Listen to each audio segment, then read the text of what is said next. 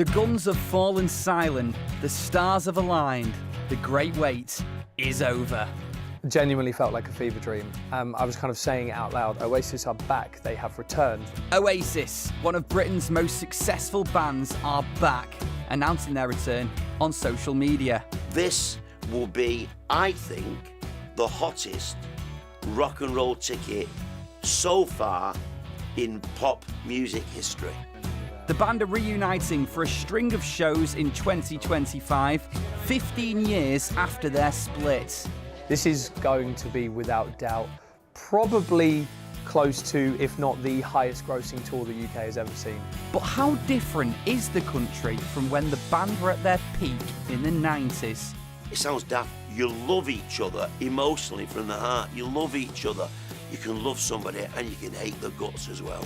And will this inspire a new generation of music fans, as well as the committed stalwarts who have loved the Gallagher brothers for decades?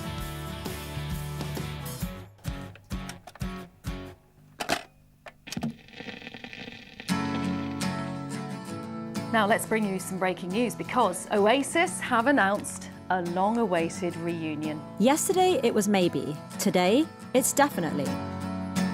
Summer 2024, and music fans wake up to news which had been rumoured for days. One of the most successful bands in British music, Oasis, announced on X that they're getting back together. I know my brother better than anybody else. When both come together, you have greatness. I had an inkling months ago. I interviewed Noel and I said, how are you and your kid getting on musically? What do you think's going to happen? So it started by saying, I'll never say never. And he ended by saying it would take an unusual set of circumstances for this to happen, but I wouldn't rule it out. It wasn't something that was a gripe and it wasn't a dig. It was this ambivalent, neutral answer. So I heard something after Glastonbury. It's quite the rumour mill. And then a couple of weeks ago, that felt like the fire was being stoked a little bit and there was a bit more confidence in it. And then obviously over Reading and Leeds 2024, that caught absolute wildfire, didn't it? And ended up being right. I think it's brilliant. I think they really should because it represents Manchester and that time in Manchester. It's going to be brilliant, yeah? You're going to go? I'm going to try. I thought surely not. I mean, I've heard Noel's getting a divorce, so he needs a bit of money, doesn't he? I definitely wouldn't say no, to be fair. It would be amazing. It'd be iconic. I mean, it depends what price they are. The music that you associate with Oasis and the time that we're talking about, you can't replicate that. I think Oasis defined that decade in a way, particularly at the start. That's why you said to me, oh, give me some examples of things from the 90s, I would say Oasis. In 1994, John Major was UK Prime Minister, and Nelson Mandela had become South Africa's first black president. The National Lottery had just launched in the UK, and a loaf of bread cost around 50 pence. Mid-90s Britain, we still had a Tory government. It was quite a rancid government, I'd say, you know, kind of on the edge of falling out, really. In terms of culture, we'd had a lot of quite important pop culture moments, I would say. Acid House was very important, we'd had Manchester, we'd had quite big youth movements. Barbara, you were complaining that's not loud enough. I would like to hear it as the actual sound, because it's horrific. I think there was a difference about the kind of indie bands of the 90s. I would say that they had at least one person within that band that wanted to be a star. Liam more than Noel, I'm not quite sure, but I would say both. And then the other factor was these bands that really, indie bands that should have been almost on the outskirts, they should have just had an NME type fan base, became mainstream. Oasis are being hyped as the best band around at the moment, but they do have a reputation for trashing hotel rooms. I wonder what this one's going to be like. We just want to be the biggest band in the world. As big as we can be. Today, and that is it, end story. And we want all the things that go with it. Oh, I want to be a big pop star, I want to do loads of people's heads in because they're going, look at him, and I'm going, yeah. You know what I mean? But I want it and I'm not embarrassed about it. In pop culture, bands like Oasis, Blur, Pulp and Elastica were at the forefront of a wave of new music that became known as Britpop. Are we connected, yeah? Are we connected? You will be after this. It's Elastica! At that time, you saw a lot of bands come up because you were in London and there were lots of places where they would play, so you just turn up and you see them play. And you'd see bands that were not very good progress, and then suddenly they were good. And that happened with bands like Suede, Blur, Manic Street Preachers, all those bands. You'd have seen them before and they weren't that good. Pulp, they all grew into themselves. But with Oasis, they were ready.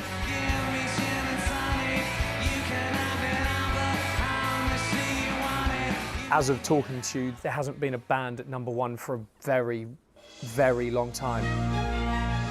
Two of Britain's most popular pop groups have begun the biggest chart war in 30 years. The Manchester band Oasis and their arch rivals Blur released new singles today. You definitely don't see the chart battles of Oasis and Blur like you used to, which is a shame because I really think it just adds that spark and energy to the chart, which is still so relevant. In one corner, 4 young middle-class men from the south of England, collectively known as Blur, and in the other corner, 5 young working-class men from Manchester, called Oasis. We have some exciting battles, of course, but it's not quite that kind of almost personal, vicious level that was.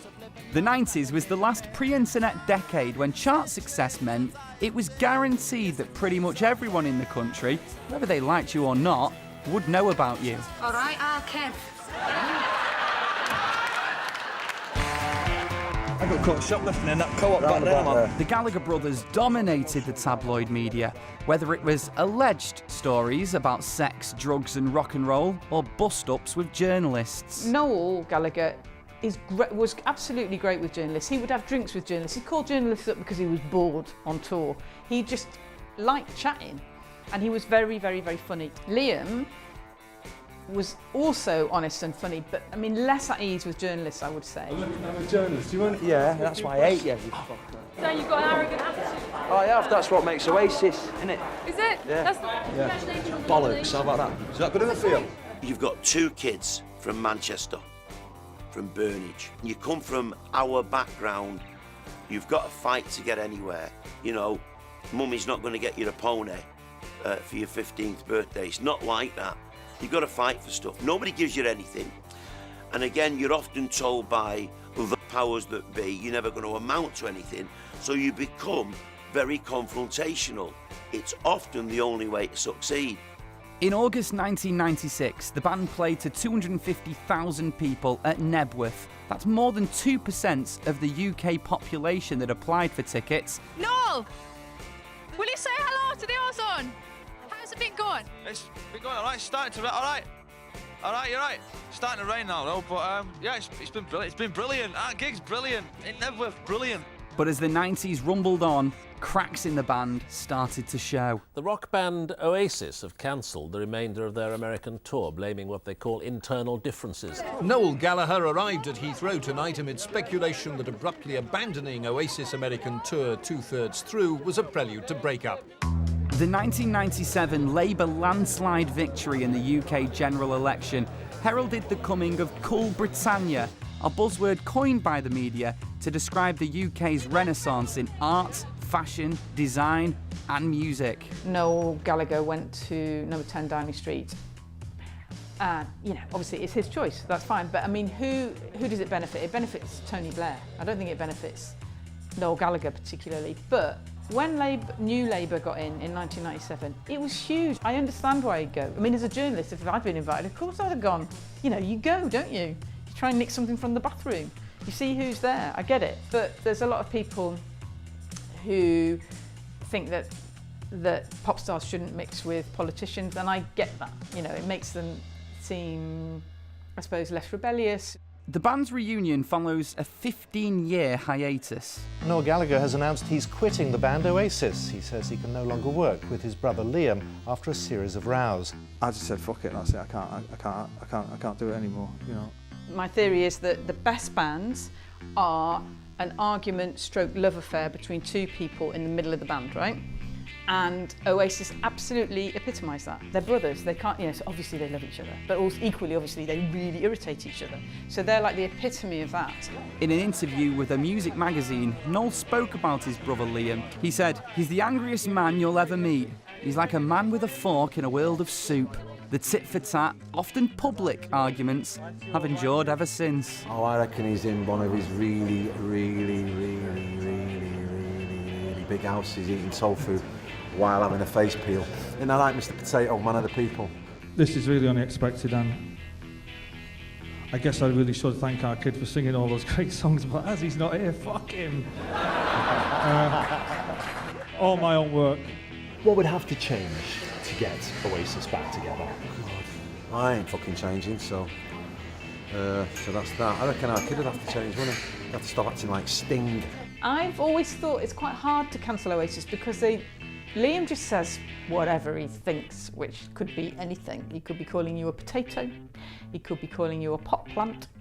You know, he just says whatever nonsense is in his head, really. Is that like a game and then you slap each other on Twitter and then you phone each other up afterwards and have a laugh? Yeah. Oh, God, no, that's well for real, man. Is it really? Yeah. We don't like each other, man. What do you miss about him? Just being in a band, man, having a crack with him, you know what I mean? Having a banter and just having a laugh and just all that stuff, you know what I mean? So they split in 2009, and that happened when supposedly Liam threw first a plum and then a guitar at Noel. It's a real unnecessary, violent act, and he's swinging this guitar around, and he kind of, you know, he nearly took my face off with it, you know. In the 15 years when they were not together, he got out on the road and he became publicly Liam Gallagher again. Highly loved, playing to a lot of people, voice is still good, looks amazing. There you go, right? Noel kind of got on with being Noel. He was bringing a family up, and then he hit a point where he split up with his wife, and once she was kind of out of the picture, maybe, this is the myth, I don't know if it's true, he felt more able to talk to Liam. However, I don't imagine that he picked the phone up or that Liam picked the phone up. I think there were people in between, and they just realised that everybody still really loves Oasis. I suspect there's love at the back of this. With those two siblings are starting to get on well, and we hear stories in the media that their kids get on, and maybe their mum had part of the equation, then maybe love's at the back of it. And you know something? If you write great music, surely you would want to perform that music again. Why would you never want to sing Don't Look Back in Anger ever again? In Camden, in North London, fans are absolutely buzzing that Oasis are back together. Can't wait. Want to get a ticket badly. I think the hardcore fans have been waiting for this moment for a very long time, and of course deserve to have their moment with their favourite band. But what they've got to understand is that a lot of younger people also love Oasis. It's the best news in the world that Oasis are coming back together. It's what we need. Oasis is ingrained in Camden, as well as many other bands are. It's just the music hub. You know, we have so many Oasis fans into the shop, into the market. I think everyone feels the same, just elated that Oasis are going to be back together. I imagine if they're going on a tour for that long, they will be. There'll probably be a punch-up or two. People were like, oh, the rift is over. And obviously, to a certain extent, it must be, because they must be talking in order to organise the gigs. But I don't think they have to be talking that much. To be honest, you know, you can do big gigs and be quite separate from one another.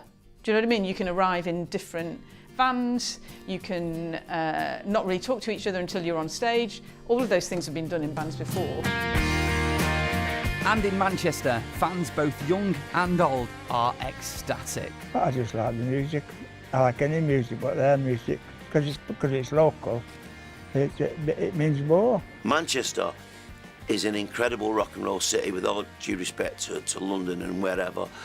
Starting with the Hollies in 1963, right through to now, we've had a constant conveyor belt of rock and roll bands. Where Noel and Liam are from is basically kind of Burnage. It's near the old Man City ground. And they would also, I mean, everybody just went into town to go out. You would go to the Hacienda, you would go to the Ritz.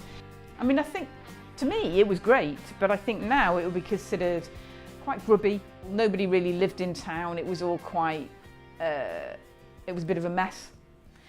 And in terms of economic prospects, there weren't that many. You know, I mean, you know, what you could do if you grew up where the Gallaghers grew up is work in the biscuit factory. I think when Led Zepp got back together, albeit without one of their members, there were 2 million applications for tickets. But for Oasis to get together after really the world assumed that would never happen. If you notice that the interest is intergenerational, where you would see grandparents, parents and kids watching.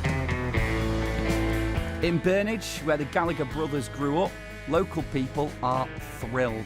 I'm not going to sleep tonight. I am so excited, but yet there's still that element of doubt that I'm like, please don't be just another record relaunch or something. I've seen them both separately this year as well. Incredible.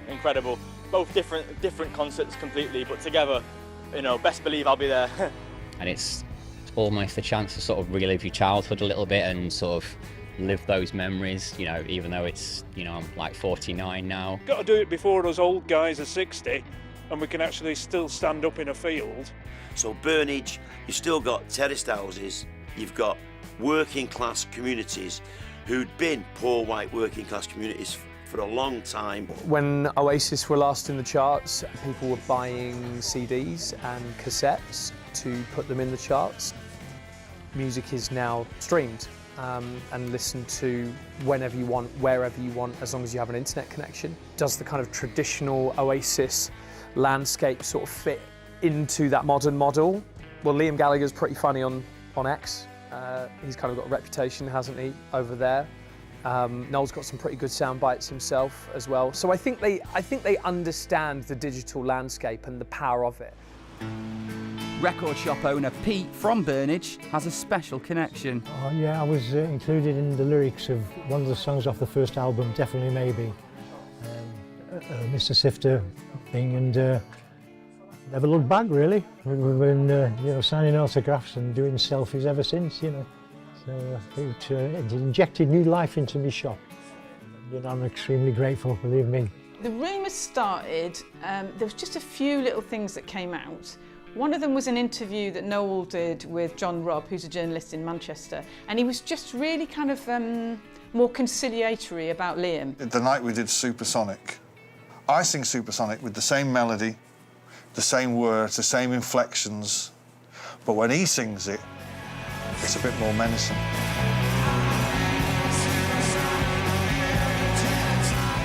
Yeah, it was an interesting thing when I did an interview with Noel. I don't want to do yet another interview where he'd be saying that, you know, stuff about Liam and Liam would reply and that, and he seemed not interested in actually doing that thing, slagging off Liam, and he was very complimentary about Liam and actually truthful about Liam, that Liam is a great singer and a great frontman, and it's great to see in the interview as well.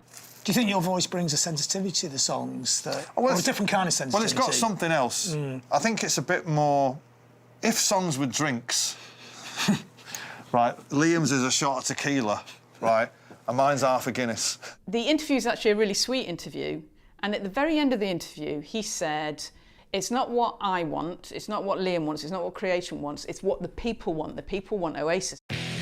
What kind of dosh could the Gallagher brothers stand to make? Touring is probably your main funding for your band, your artist career, whatever it might be. Money's got to be part of the equation. If you go back decades, you made your money from selling records and you toured to promote the record or to make a connection with your fan base. Now, that's where you make the money. He thinks that I'm sort of like desperate to get the band back together and for money, and it's not. I didn't join a band to make money. I joined a band to have fun, you know what I mean, and get off my head and, you know, go and see the world and that, you know what I mean. If I'm on it, I'd do it for nothing. If everyone else is doing it for nothing. But money's always nice, right? $500 million probably on paper if they took it worldwide and do the number of shows in the UK that they should really be playing and could sell out. I mean, it's just unbelievable numbers that are being laid out. So obviously it costs to put them, you know, to put them on, of course it does. But obviously they're going to make money. However, I think it's quite funny, the idea that they're just doing it for money, because I really don't think they are, because they've got money. So I really, really don't think they're doing it for the money. I think they're doing it because people want them to do it. I mean, with 500 million on the table, I could probably see them managing to work it out, couldn't you? Following much speculation, the Gallagher brothers have managed to build bridges, and for fans old and new, the reunion of Oasis is a major milestone in British music. There's a lot of young people that feel very passionately about that band. And okay, they might not know every single lyric of every single song, but we should see this as a real positive. This is literally bringing generations together in one space, under one roof. What else do we have in the UK that does that? When the gigs were announced, everybody was feeling a bit glum. You know, it was like the end of the summer. Keir Starmer had just made a really glum speech about how, God, the budget's going to be terrible and everything's going to be awful, and oh my God.